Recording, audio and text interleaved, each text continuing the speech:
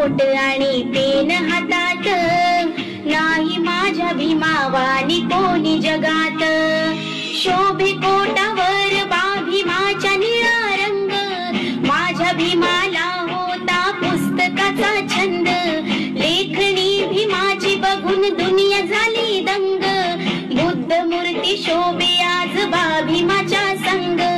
आहे भीम माझा पुस्तकाच्या पानात, नाही माझ्या भीमावानी कोणी जगात.